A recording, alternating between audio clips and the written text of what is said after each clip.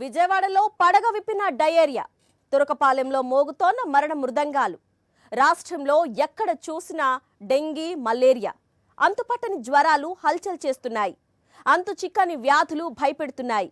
ఒక్క ముక్కలో చెప్పాలంటే ఆంధ్రప్రదేశ్లో ప్రజారోగ్యం ప్రమాదంలో ఉంది. ప్రజలకు మాత్రమే కాదు జబ్బు చేసింది, ఇప్పుడు అసలు జబ్బు పాలకులకే చేసింది. తురకపాలెం మరణాల నుంచి తేరుకోకముందే, అందుకు కారణాలేంటో తెలుసుకోకముందే విజయవాడలో అలజడి రేగింది.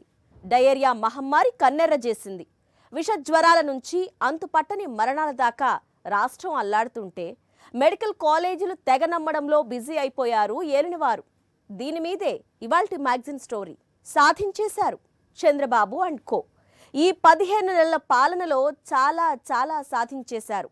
ఆంధ్రప్రదేశ్ బ్రాండ్ ఇమేజ్ని సర్వనాశనం చేయడంలో విజయం సాధించేశారు. ఆంధ్రప్రదేశ్ని అరాచక ప్రదేశ్గా తయారు చేయడంలో విజయం సాధించేశారు. ఆంధ్రప్రదేశ్ని అప్పుల ప్రదేశ్ అంటూ ఇరుగు పొరుగు రాష్ట్రాలు జోక్స్ చేసే స్థితికి దిగజార్చడంలో విజయం సాధించేశారు. ఏపీ పేరు చెబితే చాలు పెట్టుబడిదారులు పారిపోయేలా చేయడంలోనూ ఘన విజయం సాధించేశారు. ఇప్పుడు ప్రజారోగ్యాన్ని పాడె ఎక్కించటంలోనూ విజయం సాధించారు. విజయవాడ లాంటి పెద్ద నగరంలోనూ డయేరియా పడగ విప్పడం, మరణాలు చోటు చేసుకోవడం అంటే పరిపాలన ఎంత ఘోరంగా అఘోరించిందో అర్థం చేసుకోవచ్చు. ఆంధ్రప్రదేశ్ ని సర్వనాశనం చేయటానికే కంకణం కట్టుకున్న తరహాలో వ్యవహరిస్తున్న చంద్రబాబు ప్రభుత్వం 15 నెలలుగా ఆ క్రమంలో ఎన్నో విజయాలు సాధించింది. ఏపీ బ్రాండ్ ఇమేజ్ ని డ్యామేజ్ చేయడం దగ్గర నుంచి ఏపీ పేరు చెబితేనే ఇన్వెస్టర్స్ షేక్ అయ్యేలా చేయటం వరకు వరుస సక్సెస్లు కొట్టింది. ఇప్పుడు ప్రజారోగ్యాన్ని పాడే ఎక్కించడం మీద ఫోకస్ పెట్టిన పాలకులు కొత్త మెడికల్ కాలేజీలను ప్రైవేటు పరం చేసే పనిలో బిజీగా ఉన్నారు. ఇప్పటికీ ఆరోగ్యశ్రీకి ఉరివేయటానికి పన్నాగాలు పన్నారు. ఆంధ్రప్రదేశ్లో డబ్బున్నోళ్ల వైద్యం అని ఏలిన వారు తెగేసి చెబుతున్న వేళ సామాన్య ఆరోగ్యంపై వాళ్ళకేమాత్రం శ్రద్ధ ఉంటుంది చెప్పండి? ఆ నిర్లక్ష్య ఫలితంగానే విజయవాడ నుంచి తురకపాలెం దాకా మరణ మృదంగాలు మోగుతున్నాయి. రాష్ట్ర వ్యాప్తంగా అంతుపట్టని జ్వరాలు, అంతు చిక్కని వ్యాధులు ప్రజల ప్రాణాల మీదకు తెస్తున్నాయి. ఇదిగో ఇలా చూడండి. గతేడాది విజయవాడని ముంచెత్తిన వరదలు. 2024 సెప్టెంబర్ నెలలో విజయవాడ నీట మునిగింది. దీనికి కారణం పాలకుల నిర్లక్ష్యం. వారం రోజుల పాటు లక్షలాది మంది వరద బాధితులు ఆకలి కేకలు పెట్టారు. గొంతెండిపోతున్నా గుక్కెడు నీళ్లు దొరక్క అల్లాడిపోయారు. కనీసం కాలకృత్యాలు కూడా తీర్చుకోలేక ఎప్పుడేం జరుగుతుందో అన్న భయంతో లక్షల మంది వరద బాధితులు నరకాన్ని అనుభవించారు. బుడమేరు వరద విషయంలో అత్యంత నిర్లక్ష్యంగా వ్యవహరించిన పాలకుల పాపమే ఏడాది క్రితం విజయవాడకి శాపమైంది. సరిగ్గా ఏడాది తర్వాత మళ్లీ అదే విజయవాడ మీద డయేరియా పడగ విప్పింది. ఏడాది క్రితం వరదని తలుచుకొని ఉలిక్కి పడుతున్న విజయవాడ వాసులను ఇప్పుడు డయేరియా వణికిస్తోంది. ఆంధ్రప్రదేశ్ లో అతిపెద్ద నగరాల్లో విజయవాడ ఒకటి. రాజధాని అమరావతికి కూతవేటు దూరంలో ఉన్న నగరం. నిజం చెప్పాలంటే రాజధాని అమరావతిలో అసలేం లేదు. అభివృద్ధి, జనాభా, విద్య, వైద్యం, చైతన్యం, రాజకీయం, సంస్కృతి, వ్యాపారం అన్నింటికీ రాజధాని విజయవాడే. అలాంటి గొప్ప నగరం డయేరియా బారిన పడేంత నిర్లక్ష్యంగా పాలన సాగుతుంటే ఇంతకు మించిన అరాచకం ఇంకెక్కడైనా ఉంటుందా? అమరావతి పక్కనే గుంటూరు నగరం శివారు గ్రామం తురకపాలెంలో అయితే ఎందుకు చనిపోతున్నారో కూడా తెలియకుండా ఒకరి తర్వాత ఒకరిగా 45 మంది ప్రాణాలు పోయాయి. ఇంకా ఆ మరణాలకు కారణం ఏంటో తెలియదు. తెలుసుకునే ఉద్దేశం కూడా పాలకులకు లేనట్లుంది.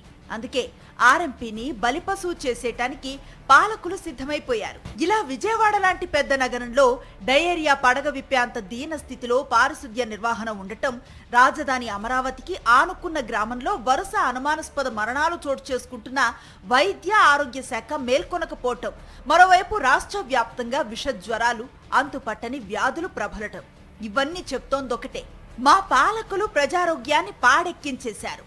ఆంధ్రప్రదేశ్ లో ప్రజారోగ్యం ప్రమాదంలో పడిందని. రాష్ట్రం నడిబొడ్డున ఉన్న విజయవాడలో డయేరియా డేంజర్ బెల్స్ మోగిస్తోంది. సెప్టెంబర్ 10వ తేదీన కొత్త రాజరాజేశ్వరిపేటలో ఒక్కసారిగా ప్రజలు వాంతులు, విరేచనాలతో తీవ్ర అస్వస్థతకు గురయ్యారు. ఒకరి తర్వాత మరొకరు పదుల సంఖ్యలో అనారోగ్యానికి గురవుతూ ఉండటంతో కొందరిని స్థానికంగా ఉన్న పిహెచ్సిలకు తరలించారు. అక్కడ పరిస్థితి విషమంగా ఉండటంతో హుటాహుట్నా వారందరినీ విజయవాడలో ప్రభుత్వాసుపత్రికి తరలించారు.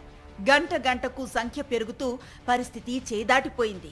దీంతో అప్పుడు మేల్కొన్న వైద్య ఆరోగ్య శాఖ అధికారులు హుటాహుటిన మెడికల్ క్యాంప్ ను ఏర్పాటు చేశారు. క్రమంగా బాధితులు పెరుగుతూ రావడంతో ఇటు మెడికల్ క్యాంప్ అటు విజయవాడ ప్రభుత్వాసుపత్రిలో బెడ్లన్నీ నిండిపోయాయి.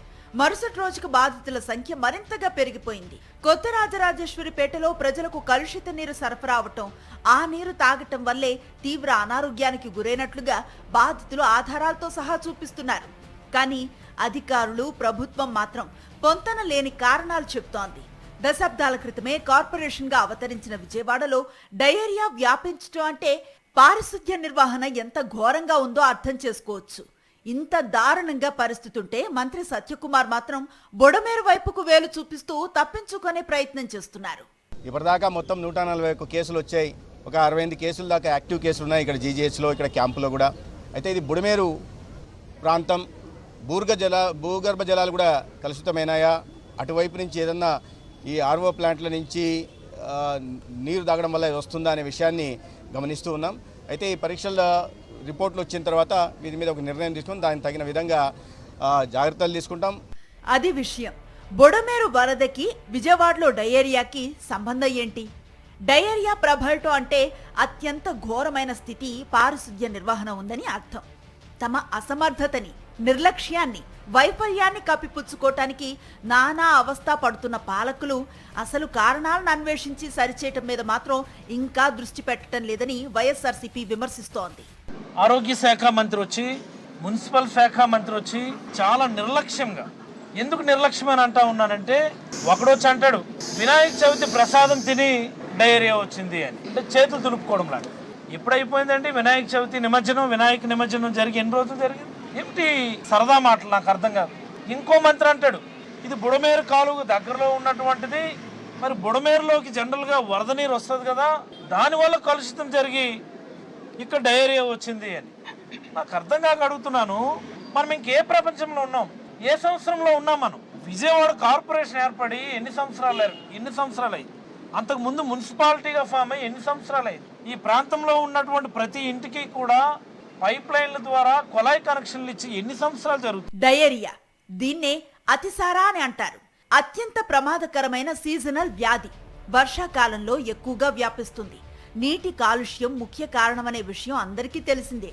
సమయానికి వైద్యం అందకపోతే ప్రాణాలు పోతాయి. అయినా సరే అధికారులు ఉదాసీనంగా వ్యవహరించడంతో బెజవాడలో వందలాది మంది ఈ వ్యాధి బారిన పడ్డారు. న్యూ రాజరాజేశ్వరిపేటలో 10 రోజులుగా మంచినీటి కొలాయిల్లో దుర్వాసనతో కూడిన మురుగునీరు వస్తోంది. ఈ విషయాన్ని కొందరు సంబంధిత నీటి సరఫరా శాఖ అధికారులు, సిబ్బంది దృష్టికి తీసుకువెళ్లినా పట్టించుకోలేదు. ఆ నీటిని తాగిన పలువురు స్థానికులు తీవ్ర అస్వస్థతకు గురయ్యారు. ఇంతలా డయేరియా ప్రబలుతున్నా, ప్రజలు చనిపోతున్నా అధికారులు మాత్రం నిర్లక్ష్యంగా వ్యవహరిస్తున్నారు. అస్వస్థతకు గల కారణాలను అన్వేషించకుండా ఫుడ్ పాయిజన్ అని బుకాయిస్తున్నారు. కలుషిత నీటి సరఫరాకు అడ్డుకట్ట వేయటం లేదు. గంటకి కూడా కేసులు పెరుగుతూ ఉన్నాయి. ఒక కుటుంబంలో ఉన్నటువంటి 5-6 కూడా మంచాన పడ్డారు. కొంతమంది ఐసీయూలో ఉన్నారు, కొంతమంది గవర్నమెంట్ ఆసుపత్రిలో ఉన్నారు. ఇక్కడికి వస్తే మంచాలు కూడా తగినటువంటి సంఖ్యలో లేకుండా పోయినాయి. తమ బాధ్యత కాదని యంత్రాంగము, ప్రభుత్వం చేతులు దులుపుకోవటం ఏంటి? మీరు ఏమి నిర్ధారణ చేయకుండానే భోజనాలు వచ్చిందని ఎలా పరీక్ష చేయకుండా చెప్తూ ఉంటారు? పోనీ వీళ్ళందరూ ఒక చోట భోజనం చేశారా? లేదు. ఒక ఏరియాలో వచ్చిందా, ఒక రోడ్లో వచ్చిందా, మొత్తం ఉన్నటువంటి ప్రాంతం అంతా వచ్చింది. మంచినీటి వాళ్ళు అవ్వచ్చు, మీరు ముందే కొట్టేయటమంటే నిర్ధారించడానికి మీరు సిద్ధంగా లేరు. గత సంవత్సర కాలంలో మొఘల్ రాజ్పూర్లో కానీ, రాజీవ్ నగర్లోను, ప్రజాశక్తి నగర్లోను గత సంవత్సరం 10 మంది చనిపోయారు. అటువంటి ముందస్తు జాగ్రత్తలు తీసుకోవాలి. అంటే వర్షాకాలం వస్తే ఎక్కడో చోట డయేరియా రావటం, అప్పుడు మేలుకోవటం, ఇదేనా?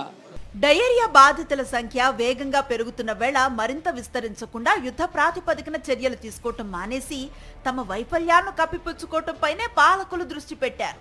వినాయక చవితి పందిరి దగ్గర భోజనం తిన్నవారే ఫుడ్ పాయిజన్ బారిన పడి చనిపోయారంటూ తప్పుడు కారణాలు చెప్పారు. అయితే అధికారులు చెప్తున్న గణపతి మందిరం దగ్గర అసలు భోజనాలే పెట్టలేదని స్థానికులు మండిపడుతున్నారు. వర్షాకాలంలో తాగునీరు కలుషితం అయ్యే ప్రమాదం ఎక్కువగా ఉంటుంది. ప్రభుత్వ అధికారులు, కార్పొరేషన్ యంత్రాంగం అప్రమత్తంగా లేకపోవటం వల్లే ఈ దుస్థితి దాపురించింది. జనాలు వాంతుల రచనాలతోటి హాస్పిటల్లో జాయిన్ అవుతారు. నీళ్ళం బాగుంటలా, పిల్లలకి వాటికి వాంతుల రచనాలు అయిపోయి ఇది అవుతున్నారు. కొద్దిగా కాలువలు కూడా తీయట్లేదు. రోగాలు వచ్చేస్తున్నాయి. అసలు ఏమీ లేదు, ఈయన వచ్చిన కానీ ఏమీ లేదు. రోగాలు పాలైపోతున్నాం జనాలు. అసలు గెలిచే దరిద్రం వచ్చింది శని. ఏం సుఖం వచ్చింది? జనాభా చచ్చిపోతాను అన్ని చేస్తున్నావు. నాడు గెలిచి సుఖం ఏముంది? గెలిపించ ఏమైనా వచ్చే సుఖం వచ్చిందా? అవును నిజమే కదండి. అసలు ఏమీ లేదు. ఆడ గెలిపించాం. కాలువ లేవు, శుభ్రం లేవు. ఎందుకు ఆడ గెలిచి మాకు మనుషులు చంపేస్తున్నాడు కదా జనాభాని.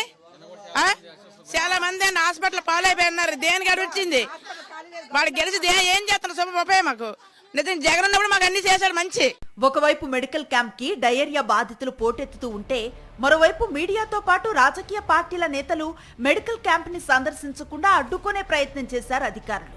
కారణం ప్రభుత్వ వైఫల్యాలు బయటపడకుండా దాచేయాలని. డయేరియా ప్రబలిన 2 రోజుల తర్వాత కానీ ఏపీ వైద్య ఆరోగ్య మంత్రికి విజయవాడ వచ్చే తీరిక లేకపోయింది. వచ్చిన తర్వాత నేరం మాది కాదు, బుడమేరుది, భూగర్భ జలాలది అంటూ తప్పించుకునే ప్రయత్నం తప్ప చేసిందేం లేదు. దీన్ని బట్టే అర్థం చేసుకోవచ్చు ప్రజారోగ్యంపై పాలకులకు ఎంత ప్రేముందో, బాధ్యతుందో. అమరావతికి కూతవేటు దూరంలో ఉన్న గ్రామం, గుంటూరు నగర శివారులో ఉన్న గ్రామం. హఠాత్తుగా ఒకరి తర్వాత మరొకరు చనిపోవటం. ఎందుకు చనిపోతున్నారో తెలియదు, కానీ ఒక్కొక్కరు ప్రాణాలు కోల్పోతున్నారు. జ్వరం, ఒళ్ళు నొప్పులు, ఆ తర్వాత మరణం. ఒకే గ్రామంలో కేవలం 3 నెలల్లో 45 మంది అనుమానాస్పదంగా మరణించినా పాలకుల్లో చలనం రాలేదు. విపక్ష పార్టీ గ్రామంలో పర్యటించిన తర్వాతే, ఈ దారుణాన్ని ప్రపంచం దృష్టికి తీసుకొచ్చిన తర్వాతే పాలకుల్లో కదలిక వచ్చింది. ఎక్కడో ఆఫ్రికా ఖండంలో, అత్యంత పేద దేశాల్లో, వెనుకబడిన దేశాల్లో మాత్రమే తురకపాలెం లాంటి ఘోరాలు చూస్తూ ఉంటాం.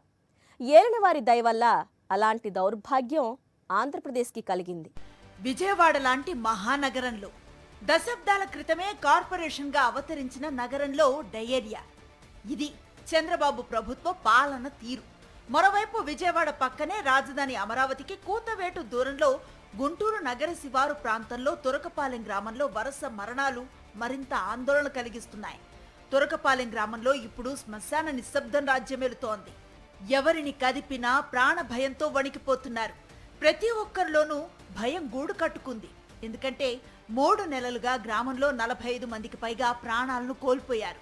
జ్వరాలు రావటం, ఆ తర్వాత రకరకాల ఆరోగ్య సమస్యలు రావటం, ఆసుపత్రికి తీసుకువెళితే అక్కడి నుంచి శవమై ఇంటికి రావటం, ఇదే తంతు. అందుకే ఎవరికైనా ఒంట్లో బాగోకపోతే ఆసుపత్రికి వెళితే చాలు బంధువులు భయంగా బిక్కుమంటూ ఎదురు చూస్తూ ఉంటున్నారు. ఊళ్ళో ఒకరి తర్వాత ఒకరుగా చనిపోతూ వస్తూ ఉన్న పాలకులు కానీ అధికారులు కానీ పట్టించుకోలేదు. మృతుల సంఖ్య 30 దాటినా అదే ఉదాసీనత. ఈ మరణాల వార్త వినగానే విపక్ష నేతలు గ్రామానికి వచ్చి అందరినీ పరామర్శించి ఏమైందో తెలుసుకునే ప్రయత్నం చేశారు. వైఎస్ఆర్ కాంగ్రెస్ పార్టీ నేతలతో పాటు సిపిఎం నేతలు కూడా గ్రామంలో పర్యటించి ప్రజలను అడిగి సమస్యను తెలుసుకున్నారు. ఎప్పుడైతే ప్రతిపక్షాలు ఊళ్ళోకి వచ్చాయని తెలిసిందో ప్రభుత్వానికి కంగారు మొదలైంది. అప్పటికి కానీ ఈ గ్రామం వైపు ప్రభుత్వం చూడలేదు.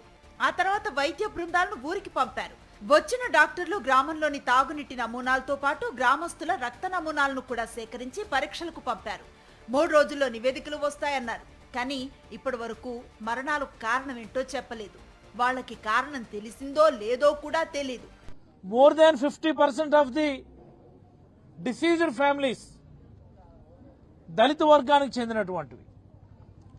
మిగిలినటువంటి 10 మందిలో కొంతమంది బీసీలు, కొంతమంది ఓసీలు ఉన్నారు. అండ్ ఈ చనిపోయినటువంటి దళిత వర్గానికి చెందిన దళిత సోదరులందరూ కూడా ఓ పర్టికులర్ కాలనీలోనే ఉన్నారు. It's the most important thing. ఈ గ్రామస్తులతో మాట్లాడితే వాళ్ళు చాలా స్పష్టంగా చెప్తా ఉన్నారు, మా కాలనీకి ఈ పైపుడు వాటర్ రావడం లేదు, రానివ్వడం లేదని చెప్తా ఉన్నారు. రావడం లేదు కాదు, రానివ్వడం లేదని. ఏదైతే కంటామినేటెడ్ ఒక నీటి కుంట ఉంది ఇక్కడ ఊరికి ఆనుకొని, సంజీవరావు కుంట, అదే కుంటలోకి పక్కనే ఉన్నటువంటి క్వారీలకు సంబంధించినటువంటి వ్యర్థాలు కానీ అవన్నీ కూడా అదే కుంటలోకి చేరుతున్నాయి. ఆ కుంటలోకి వచ్చేటటువంటి నీటితో ట్యాంక్నేమో ఓవర్ హెడ్ ట్యాంక్ ఫిల్ చేసి ఆ వాటర్ని కాలనీకి సప్లై చేస్తున్నారు. మెజారిటీ జ్వరం వచ్చి చనిపోయినటువంటి వాళ్ళు ఆ కాలనీ వాళ్లే, ఆ దళితులే అని. మరణించిన వారిలో సగానికన్నా ఎక్కువగా దళితులే ఉన్నారని, వాళ్ళ కాలనీకి కలుషిత నీరు సరఫరా చేయటం నిజం కాదా అని వైఎస్ఆర్సీపీ నేతలు ప్రశ్నిస్తున్నారు. చనిపోయిన వారిలో ఎక్కువ మంది 50 ఏళ్లలోపు వారే. వారి మరణాలతో వారి కుటుంబాలు దిక్కు లేకుండా పోయాయి. ఆ కుటుంబాలను ఎవరు ఆదుకుంటారని గ్రామస్తులు నిలదీస్తున్నారు. ప్రభుత్వం తక్షణమే మృతుల కుటుంబాలకు భరోసా ఇవ్వాలని వారు డిమాండ్ చేస్తున్నారు. ప్రభుత్వం పట్టించుకోవటం లేదు. ప్రజాప్రతినిధులు భరోసా ఇవ్వటం లేదు. అధికారులు ధైర్యం చెప్పటం లేదు. మరణాలకు కారణం తెలియటం లేదు. ఈ విషాదంలో నుంచి వచ్చిన భయంతో గ్రామస్తులు ఇక దేవుడా నీదే భారం అంటూ పూజలు చేసుకుంటున్నారు. మా ఊరిని నువ్వైనా రక్షించు అని ప్రార్థిస్తున్నారు. పాలకులు మాత్రం 3D సినిమా చూస్తున్నట్లు కాలక్షేపం చేస్తున్నారు. విజయవాడని కాటేస్తున్న డయేరియా కానీ, తొరకపాలెంలో అంతు చిక్కని వ్యాధి విషయంలో ప్రభుత్వ స్పందన కానీ చూసిన వారికి ఇట్టే అర్థమైపోతోంది ప్రజారోగ్యంపై చంద్రబాబు ప్రభుత్వానికి ఎంత నిర్లక్ష్యమో. నిర్లక్ష్య రోగం, పేద మధ్యతరగతి ప్రజల ఆరోగ్యాలను పట్టించుకోని మాయ రోగం, ప్రజారోగ్యాన్ని పాడే ఎక్కించాలని తహతహలాడే ప్రైవేటీకరణ రోగం. ఇన్ని జబ్బులు పాలనని పట్టి పీడిస్తుంటే ఏమవుతుంది? ప్రభుత్వ ఆసుపత్రుల నిర్వహణే ఉండదు. మందుల నుంచి వైద్య సిబ్బంది దాకా అన్నీ కొరతే. కొత్త మెడికల్ కాలేజీల ప్రైవేటీకరణ బాట పడతాయి. ఆరోగ్యశ్రీ అభయం కానరాదు. ఇప్పుడు ఏపీలో జరుగుతోంది ఇదే. పాలకులు కాసులతో తమ ఆరోగ్యాన్ని కొలిచే పన్నాగాన్ని పసిగట్టిన 5.5 కోట్ల మంది ప్రజలు వైఎస్ జగన్మోహన్ రెడ్డి పాలనని పదే పదే గుర్తు చేసుకుంటున్నారు. ఈ దౌర్భాగ్యాన్ని తామే తమ నెత్తిన తెచ్చి పెట్టుకున్నామని బాధపడుతున్నారు. ఆంధ్రప్రదేశ్లో ప్రజల ఆరోగ్యం ప్రమాదంలో ఉంది. ఇదేదో చంద్రబాబు రాజకీయ ప్రత్యర్థులు అంటున్న మాట కాదు. పచ్చ ముఠాన్ని నెత్తికెక్కించుకొని ఊరేగే ఎల్లో మీడియా చెప్తున్న మాట. దశాబ్దాలుగా చంద్రబాబుకు విజనరీ ముసిగేసి ఊరేగిస్తున్న ఈనాడు రాసిన వార్త. చంద్రబాబు ఓసారి ఇలా చూడండి. మీ పార్టీ గెజెట్ పేపర్ ఈనాడులో వచ్చిన వార్తను చూడండి. గతి తప్పిన పారిశుద్ధ్యం, నిర్వహణ లేని కాలువలు, శుభ్రత లేని నివాస పరిసరాలు, విజృంభిస్తున్న దోమలు ప్రజారోగ్యాన్ని ప్రమాదంలోకి నెట్టేస్తున్నాయి. పల్లెలు పట్టణాలనే తేడా లేకుండా రాష్ట్ర వ్యాప్తంగా జ్వరాలు పెరుగుతున్నాయి. దగ్గు, జలుబు, కేళ్ల నొప్పులతో బాధపడుతున్న వారి సంఖ్య ఎక్కువవుతుందని స్పష్టంగా రాశారు. ఈ ఏడాది జనవరి నుంచి ఆగస్టు వరకు జ్వరాల బారిన పడిన వాళ్లు 27,53,633 మంది అని సాక్షాత్తు తమరి డబ్బా పత్రికే సెలవిచ్చింది. చూడండి చంద్రబాబు, ఈ సంఖ్య కేవలం ఆరోగ్య శాఖ సర్వేలో వెల్లడైన సంఖ్యే. అంటే వాస్తవానికి జ్వర పీడితులు, డెంగీ బాధితులు, మలేరియా మహమ్మారి బారిన పడిన వాళ్లు రెట్టింపు సంఖ్యలోనే ఉంటారు. సామాన్యుడికి రోగం వస్తే ఆదుకునే దిక్కు లేకుండా పోయింది. ఆరోగ్యశ్రీకి కూడా చంద్రబాబు ప్రభుత్వం ఉరి బిగించింది. విజయవాడ లాంటి పెద్ద నగరంలోనే డయేరియా విజృంభించిందంటే ఇక పట్టణాలు, గ్రామాల్లో పారిశుద్ధ్య నిర్వహణ ఎంత ఘోరంగా ఉందో అర్థం చేసుకోవచ్చు. ప్రజారోగ్యాన్ని పాడే ఎక్కించడానికి పాలకులు రంగం సిద్ధం చేసిన వేళ జగన్ పాలనను గుర్తు చేసుకుంటున్నారు ఏపీ ప్రజలు. ఆరోగ్యశ్రీ పరిమితిని జగన్ 25 లక్షలకు పెంచారు. చికిత్స సేవలను 1,059 నుంచి 3,250కి పెంచారు. జగనన్న ఆరోగ్య సురక్ష, ఫ్యామిలీ డాక్టర్ కాన్సెప్టులతో ప్రజలకు గడప గడపకి వైద్య సేవలను అందుబాటులోకి తెచ్చారు. విలేజ్ క్లినిక్లు గ్రామ గ్రామాన వెలిశాయి. ఇప్పుడు వాటన్నింటినీ నాశనం చేసేసింది చంద్రబాబు ప్రభుత్వం. వైద్య రంగంలో జగన్ తీసుకువచ్చిన సంస్కరణలను పక్కన పారేశారు. బీమా పేరుతో ఆరోగ్యశ్రీని అటకెక్కించడానికి రంగం సిద్ధం చేశారు. జగన్మోహన్ రెడ్డి 17 ప్రభుత్వ మెడికల్ కాలేజీలను తీసుకొస్తే ఇప్పుడు వాటిని ప్రైవేటు వాళ్ల కబంధ హస్తాల్లో పెట్టడానికి చంద్రబాబు తహతహలాడుతున్నారు. డబ్బున్నోళ్లకే వైద్యమైనా, వైద్య విద్య అయినా అంటున్న చంద్రబాబు ప్రభుత్వం సామాన్యుల ఆరోగ్యాలకు ఏమాత్రం ప్రాధాన్యత ఇవ్వటం లేదనటానికి విజయవాడలో డయేరియా, తురకపాలెంలో అనుమానాస్పద మరణాలు తాజా ఉదాహరణలు మాత్రమే. ఇది వాల్టి మ్యాగజైన్ స్టోరీ. మరో ఇంట్రెస్టింగ్ టాపిక్ తో మళ్ళీ కలుద్దాం. అంతవరకు స్టే ట్యూన్ టు సాక్షి.